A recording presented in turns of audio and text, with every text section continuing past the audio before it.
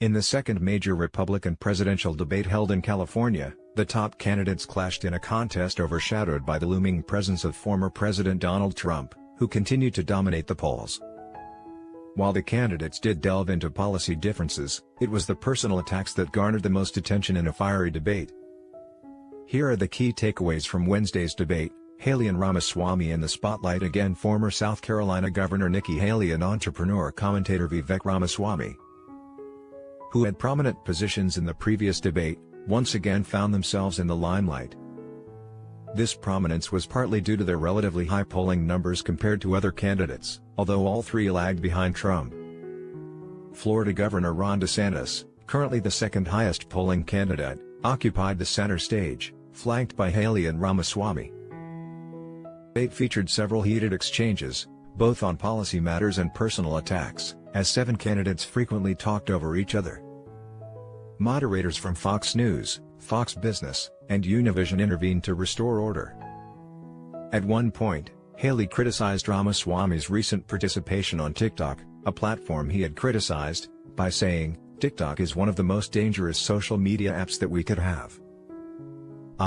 Honestly, every time I hear you, I feel a little bit dumber for what you say." Ramaswamy defended his TikTok activity as an attempt to connect with voters.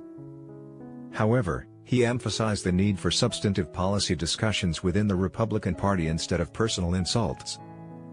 Haley later accused Ramaswamy of being too close to China, a charge that Ramaswamy repeatedly defended against, even raising a finger to dismiss South Carolina Senator Tim Scott's criticisms. Ultimately, Ramaswamy spoke for the longest cumulative time, second only to Florida Governor Ron DeSantis. Other hopefuls seek to break through. The debate also provided lower polling candidates with an opportunity to gain visibility. Candidates like Tim Scott and North Dakota Governor Doug Burgum, who had garnered only low double-digit support among GOP voters, made efforts to stand out. Scott took an unsolicited jab at Ramaswamy, referencing his previous remark that all candidates were bought and paid for and questioning his business ties with China. Burgum expressed frustration at not being included in a segment about energy policy, given his status as an energy state governor. Former Vice President Mike Pence, despite middling poll numbers, also sought to distinguish himself by criticizing Ramaswamy and Trump by name. He positioned himself as the only authentic conservative on the stage, invoking the legacy of Ronald Reagan's conservative agenda. DeSantis gets assertive, takes swipes at Trump. In contrast to the previous debate, where DeSantis primarily responded to questions, he took a more assertive stance in Wednesday's event. He engaged in more direct exchanges and used moderator questions to highlight his record as Florida's governor. DeSantis even mentioned Trump by name several times, criticizing his absence from the debates and attributing the national debt increase to his presidency. Trump had opted not to participate in the debates, citing his lead in the polls. It remains uncertain whether these attacks or the candidates' overall performances will be sufficient to challenge Trump's frontrunner status. Although much of the debate focused on evaluating President Joe Biden's tenure, the candidates must ultimately compete against Trump for the party's nomination.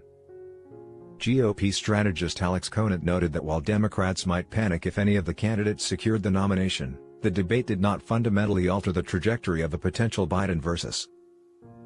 Assistance to Ukraine and countering Russia's invasion once again highlighted divisions among the Republican candidates.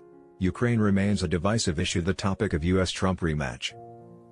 Some, like Nikki Haley and Mike Pence, advocated for continued support to Kyiv, while others, such as Vivek Ramaswamy and Ron DeSantis, called for a more cautious approach, with DeSantis emphasizing that there should be no blank checks.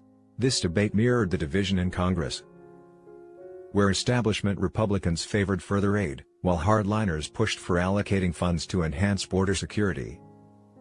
Abortion receives limited attention while the debate covered a wide range of policy topics in detail, including the economy, energy, education, China, immigration, the border, child care, crime, and unions. Abortion rights were only addressed late in the debate.